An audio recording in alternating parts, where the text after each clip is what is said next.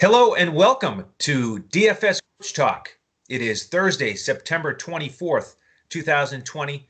I'm Andrew Hansen, joined by Shane Caldwell, and this is an exciting situation here. We're getting ready for week 3, and we're off to a really hot start here at DFS Coach Talk in NFL, especially on these Showdown slates. We are 4-0 with our Showdown slate lineups on FanDuel, and we're at 81% overall winning percentage so far in NFL. So, Shane, are you ready to keep crushing it here in week 3?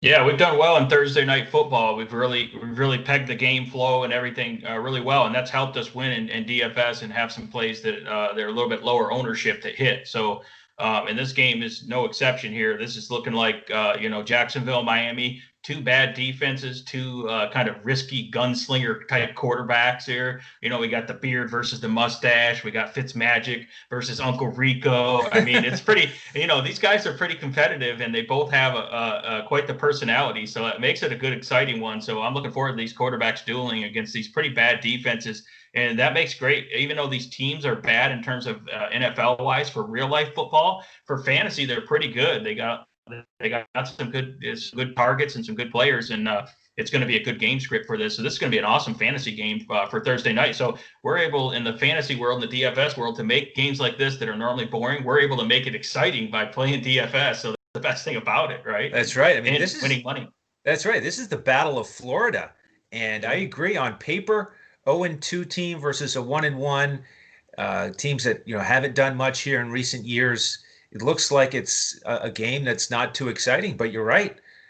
We should have a bunch of fantasy points, and that's the beauty of the Showdown in DFS. We can have a really exciting one-game slate here. So that's what we're going to do here. We're going to build lineups for you, help you get ready, and then if you'd like to jump in with us as a member, what you'll get is the final FanDuel lineups. We're able to give those out to our members in Discord, and we also give the coach's clipboard, the core four in the Showdown slates, as well as a Yahoo lineup, and those have been cashing as well. So we're going to work towards those lineups and help you get started, and then give out those final lineups about 45 minutes before kickoff. That's how we provide them to our members. So jump in at dfscoachtalk.com. Pick up one of our memberships, week, a month, the year, or the fall special, which takes you through the end of this calendar year. And the thing that makes us different at DFS Coach Talk is, in addition to giving out those lineups on FanDuel and the coach's clipboard on DraftKings, is no matter what length of time you get for your membership, you get access to all of our sports. We've been actually, absolutely dominating the NBA throughout the bubble.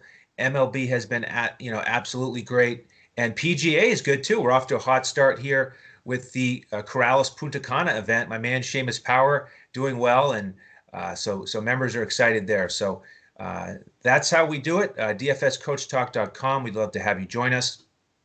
Also want to thank our presenting sponsor here before we get into a breakdown of the game. That is BetUS. And betus.com.pa is the place to go for your sports wagering action and your casino needs. So make sure to use the promo code CoachTalk. When you go there and make your first deposit, you get a 125% match on your first deposit, all the way up to $2,000. So we thank them for their support, and we encourage you to go ahead and take care of that offer.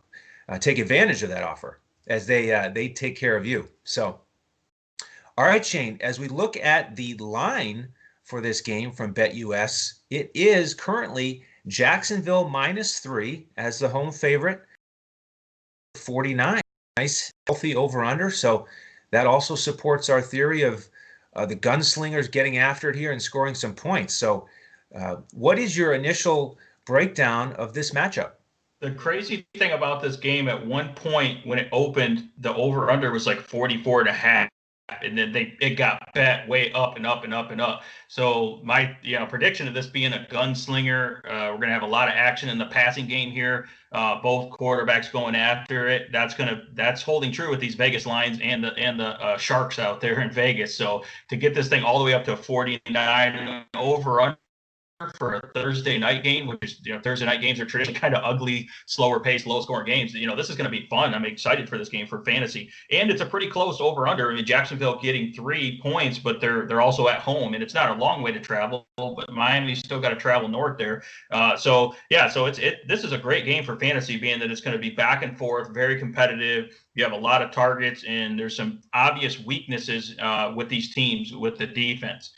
So I'm trying to attack the weaknesses and focus on what I think the game script is going to be. I like the passing games more than the running games here. So even though we have some decent running back plays that are valuable because they're pretty inexpensive, I really like the passing games here, and I like specifically attacking these teams up the middle in the passing game. So that means mostly, slot tight ends and slot receivers and tight ends. Now, they have great outside receivers like Devontae Parker and DJ Chark, but I think those guys are going to face a little bit more difficult coverage, and the game plan, I think, is going to be to attack the middle in the passing game. So you'll see when I'm talking about these plays that's specific to attacking the weaknesses, and I'm looking at from a philosophy, how would the coaches approach this? How would they attack and game plan against this, and how does that work for fantasy? How does that correlate for fantasy? So on the Miami side, I really like Ryan Fitzpatrick here. I think he's going to have one of those Fitzmagic games. Jacksonville's defense is not great against great against quarterbacks. They're not great in terms of pass rush, and they're pretty weak in the secondary. Outside of their rookie Henderson, who I think is a pretty good corner, their secondary is pretty weak, and their pass rush is very average. So that allows Fitzpatrick to have time to pass and hit his weapons, and he has a ton of weapons here. If you watch Miami's game last week, they were very impressive. Mike Gesicki was really good. Gesicki was just torching him over the middle. He looked super explosive, catching really difficult balls. He had about, I think, 3 red zone targets. He caught one for a touchdown. So Gesicki is, for me, one of the best plays on this slate at a middle of the road price. $10,500 for the Showdown on FanDuel, $7,400 on DK. So, and it just so happens that Jacksonville is horrible against tight ends. Their coverage is really bad, and Jonnu Smith absolutely torched him last week for the Titans. So Gesicki, to me, is one of the top plays on the slate here. Yeah, I also Shane, let me jump in there with a couple more stats. Absolutely. Because that's a matchup that I'm really targeting as well. We're certainly on the same page here as we get started, because if you look at the tight ends against Jacksonville this year so far, only 2 games, but in week 1, Indianapolis tight ends went 5 for 69 against Jacksonville. And then last week, like you said, Jonnu Smith, 4 catches for 84 yards and 2 touchdowns. And Anthony Ferkser also had 4 catches for 45. So it's been a great way to attack Jacksonville. And Gesicki is very high on my board as well. And, for those of you who are new to our program, we watch the games, and we break it down with the eye test, and we strategize about how are these coaches going to game plan. We're not just looking at stats. We're really trying to break it down from a coach's perspective, and then hand build our lineups based on game flow, game script, and strategy. So far so good here with Gesicki.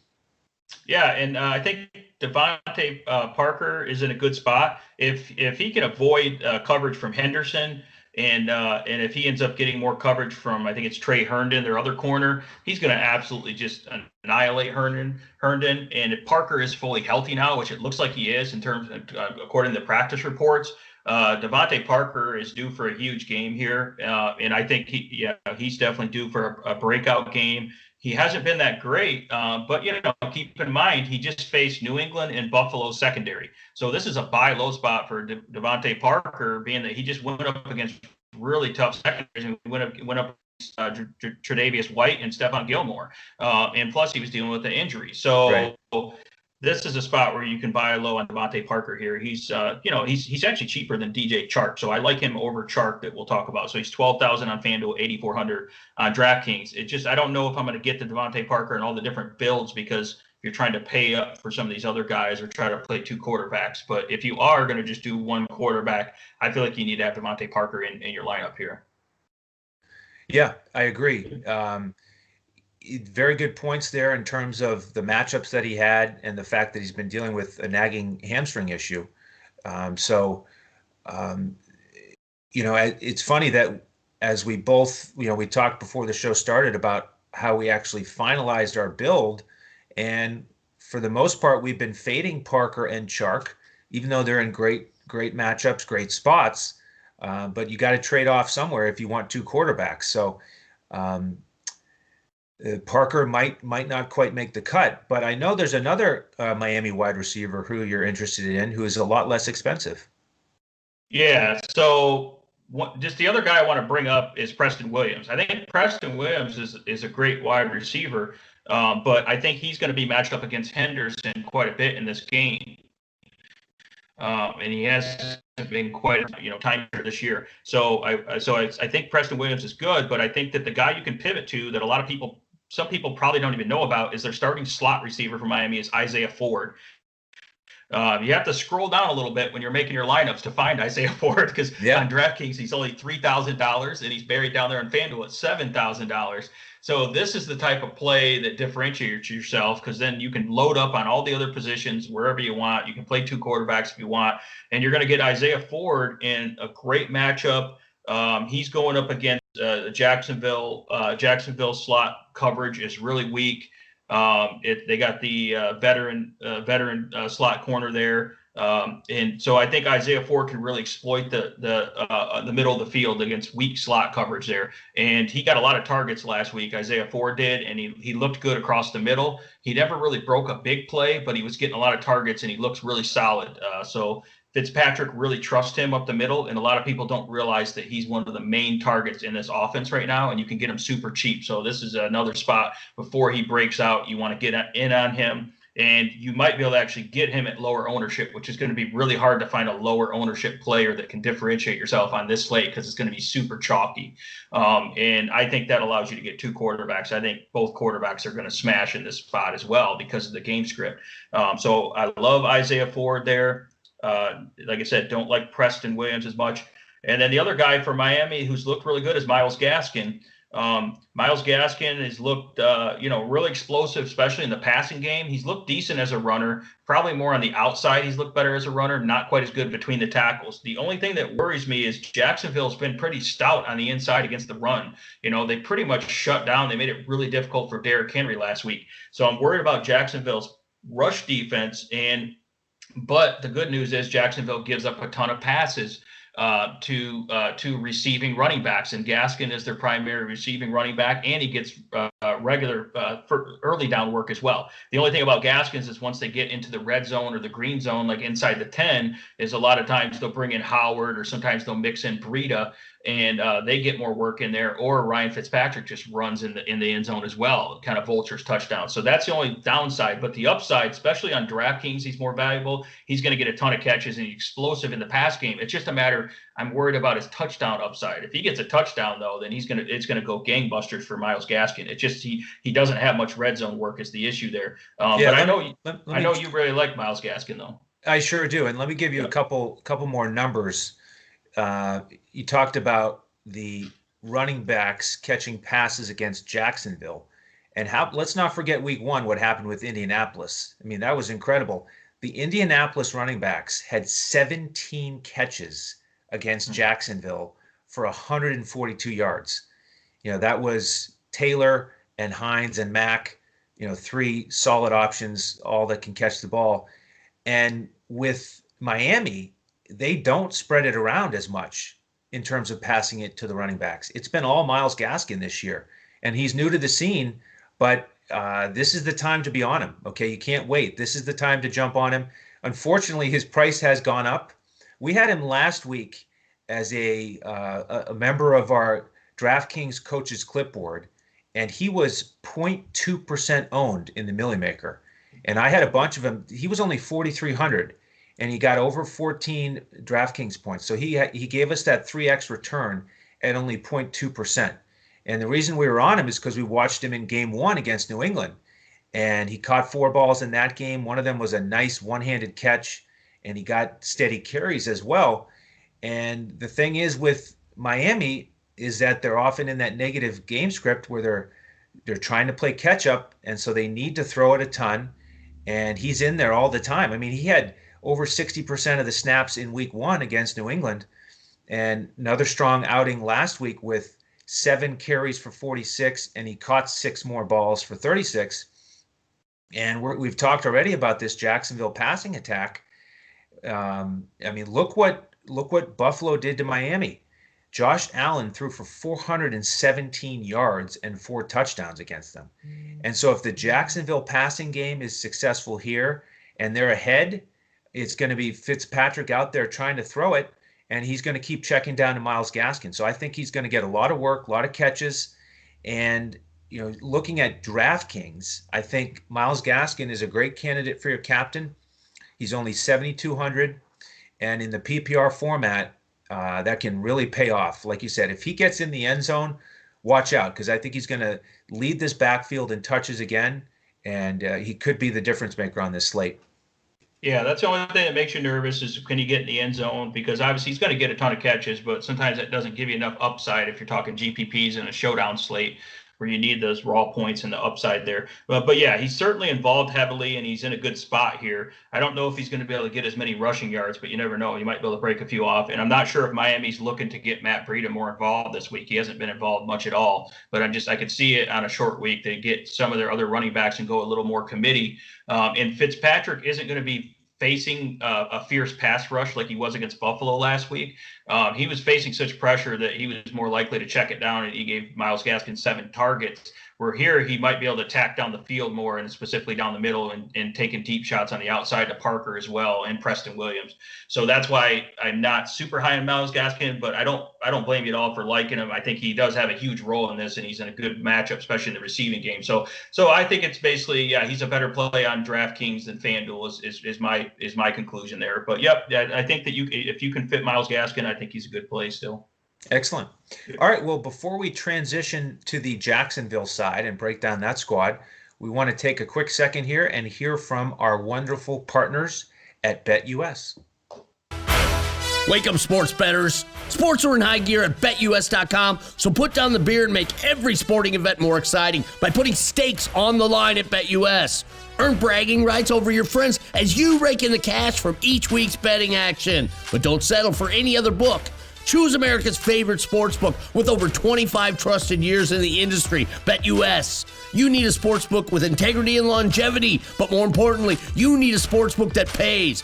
BetUS has your game with action on football, baseball, basketball, MMA, golf, horse racing, and even esports.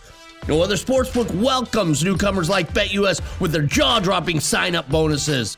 Sign up now with promo code CoachTalk for 125% sign-up bonus up to $2,000. The best in the biz. Now you have the best book in the business with the best DFS provider in the business, Coach Talk. Create your account to make point spread bets, futures bets, prop bets, entertainment bets, live bets, and more. No other sportsbook is as committed to their members as BetUS. Sign up now and get in on the winning side of the ball. All right, Shane, let's transition over to the Jacksonville side. We talked a little bit about their passing attack and Miami's struggles stopping the pass. We know that from the injury front, Byron Jones, one of the cornerbacks for Miami, is out this week with a groin injury. So let's start with the passing attack for Jacksonville. Are you going to be invested in this? Yeah, I think you got to love their passing attack, especially with Byron Jones being out. That really frees things up because before you'd have Byron Jones and Xavier Howard you're facing on the outside. Now all of a sudden, really it's Xavier Howard who hasn't been as good as he used to be when he was in Pro Bowl form there. So their secondary is really weak. And again, their pass rush, is for Miami is pretty weak as well, pretty average to weak. So Minshew's going to have time. He's going to be definitely getting aggressive and slinging the ball down the field. Miami, I could see a scenario where they get up as well in this, which then Jacksonville wants to pass even more. So you got to love Minshew in this spot. He's 16,000 on FanDuel, 11,000 on DK. So he is expensive. I believe he's most expensive on both sites. Is he most expensive on DraftKings as well? Yes. Yeah, I think he's a guy that's worth paying up for. A little harder to get him in the captain spot, but you can do it. But yeah, Minshew has the upside of rushing. He's very aggressive on the deep ball. And he seems fairly accurate underneath. He did throw some risky passes and some interceptions. So it reminds me of the guy on the other side, Fitzpatrick. Is he had some kind of head scratching throws last week in the game there against Tennessee, and he was lucky that he did throw some interceptions, but he's lucky more didn't get intercepted. But he also had some really impressive plays down the field as well, and he should be under less pressure in this game compared to against Tennessee last week. So I love Minshew here, and then DJ Chark is the one that's kind of tricky because he's pretty expensive here. He's pretty much priced like a top tier wide receiver, and he did make some explosive plays last week, but he also had a chest injury and he was limited in practice this week. So the concern there is, are they going to put Xavier Howard on him to try to limit his upside? And if he takes a shot in the chest, does he re-aggravate that injury and go out of the game? You just don't know. But he's definitely a boomer bust. He's a high upside type guy. DJ Chark's the type of guy that can get 2 touchdowns. But I don't think I'm going to be investing a lot in DJ Chark because of the high price and the risk involved there. But I do like Keelan Cole in the slot. Keelan Cole is going to have an awesome matchup against, again, Miami's weak in the slot there. They're facing they've been having the Needham, I think is his name, a slot corner. He's really bad in coverage right now. So Keelan Cole can exploit the matchup. Keelan Cole is getting a ton of snaps in the slot, and he's getting a ton of targets from Minshew. So he's becoming one of their best targets. He's had a touchdown the last 2 games, and he's way too cheap for Keelan Cole on DraftKings at $5,400. And he's decently middle priced at $11,000 on FanDuel. I think you can get him a lower ownership on FanDuel because he's priced up a little bit there. But Keelan Cole will have a major role, and he's in a great matchup. So Jacksonville will game plan to get him the ball, I think. Where DJ Chark could face Xavier Howard, a little bit tougher coverage on the outside. And then the running back, James Robinson. Hey, Shane, before we get to the running backs, I want to follow up on these wide receivers. Yeah. I agree that if we end up fading Chark because of his price, I think it could be a solid approach.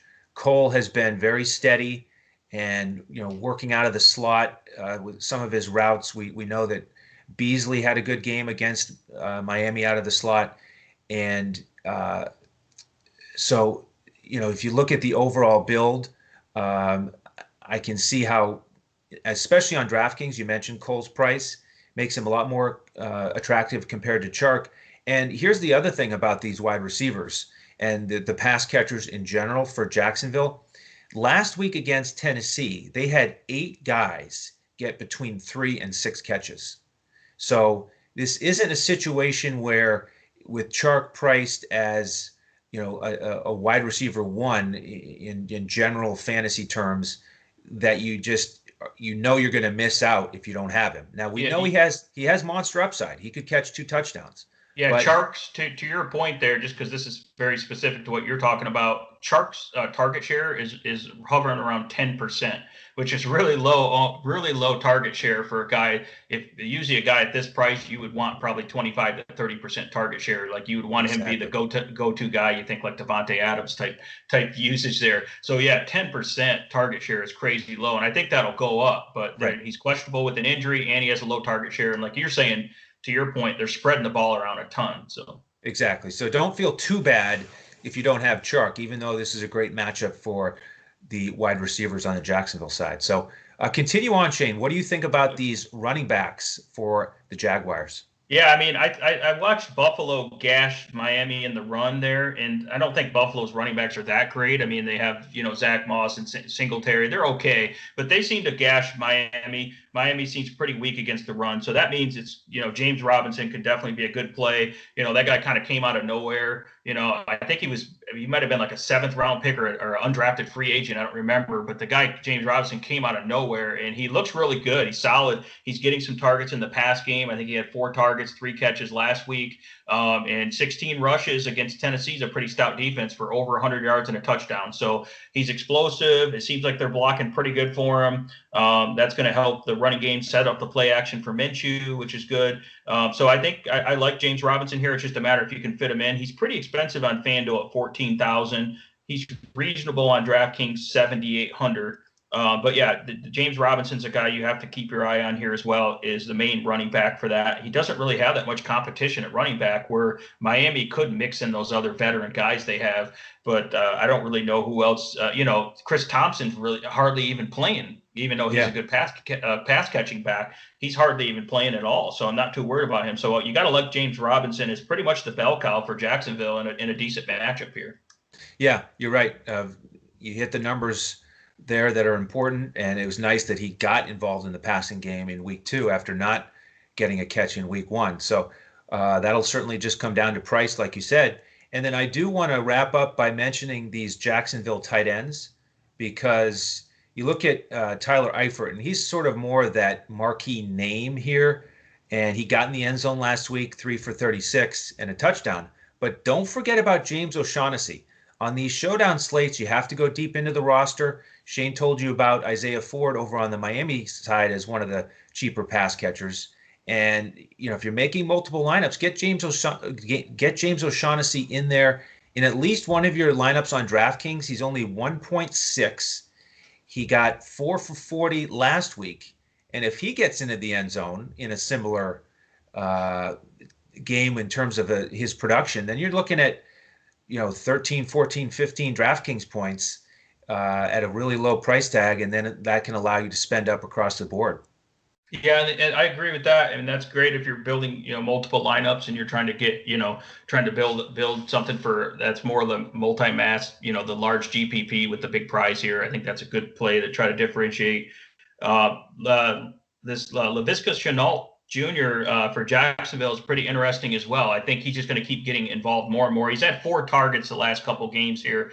And they do give him like running back carries up the middle and jet sweeps. And the guy does look like he was shot out of a cannon when he gets the ball. I mean, he's explosive, and he's pretty big and physical at the same time. So I like Shenault. He's definitely the type of guy that can break the slate by busting off a long run. I'm not going to get to him if I'm just building 1 or 2 lineups, but if you're building multiple lineups, you can mix in some Shenault, because it seems like him and Minshew have a pretty good connection, and the guy is super explosive. He can take advantage of the weak Miami secondary, and he's definitely a big play threat, which you need if you're trying to go for high upside at a little bit lower ownership. So Shenault's in play there as well. He's just not one of my core plays if you're only playing a few lineups or if you're looking for cash games. Absolutely. So we hope that this has given you a nice overview here of this showdown slate. We're going to keep grinding out our lineups and finalize those. As we mentioned at the top, if you want to take advantage of our hot winning streak here on the Thursday night games, jump in as a member today at dfscoachtalk.com. We'll get you an invite into our Discord, and then that's where we will share our lineups with you about 45 minutes before kickoff. We'll give out multiple lineups on FanDuel that you can just plug and play. We'll give you our core plays on DraftKings, and Shane will provide the Yahoo lineup as well. And, the great thing is, Shane, that whatever length of membership folks choose, they get access to all of our sports.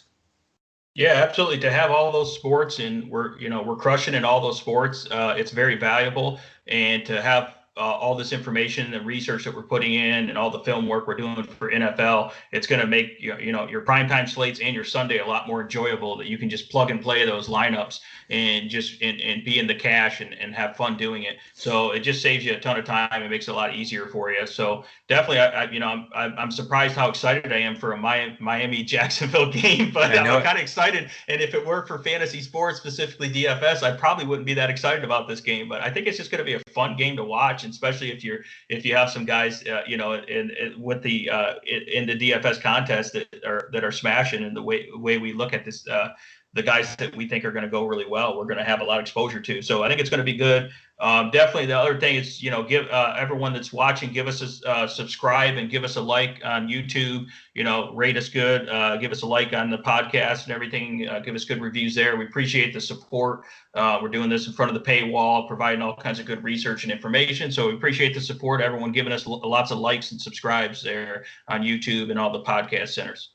Yeah, absolutely. And if you're listening somewhere like iTunes or Spotify, if you give us a 5-star review and leave a comment, we will enter you into our monthly drawing for a free membership. So we would appreciate that. And then you mentioned the main slate, Shane. Later today, Shane and I will be recording a show for the main slate. We go game by game and start to look at areas to attack, areas to avoid. So that'll be up later tonight. Be sure to click that notification on YouTube so you know when that posts, and you can watch that tonight or tomorrow to get ready for your Sunday main slate builds. And a couple other things to mention here in terms of social media. Follow us on Twitter at DFS Coach Talk. You can follow Shane at DET Sports Shane. I am at Language Olympic on Twitter. And our fearless leader, Joe Sarvadi, is available on Twitter at JOESARVADI. He is the coach. And in terms of our upcoming schedule, in addition to that main slate show in NFL, we'll have our next NBA podcast out for the Friday slate. If you are still building lineups for the Thursday night NBA game, then go to our YouTube page and you can hear the Showdown preview that Coach and I did last night for the Thursday night NBA action. And we want to thank our presenting sponsors one more time, BetUS.com.pa.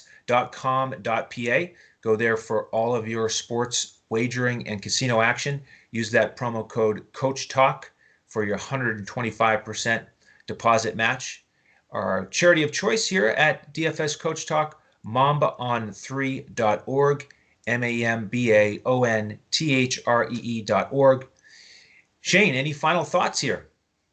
No, I think we're ready for a huge week. Yeah, definitely keep a lookout for your other main slate video there. We're going to have some great information there. And shout out to all our members. You know, our members have been crushing it this week, and MLB wins, NBA wins, and then they're going to roll right into the weekend with NFL and do awesome as well. So I'm really excited to see all our members winning and all the interaction we're having in Discord. It's just great. And we're giving them a lot of coaching and advice and helping them become better DFS players. So it's not just providing winning lineups and allowing them to win, but it's allowing them to have a better strategy and become better DFS players in a really competitive space.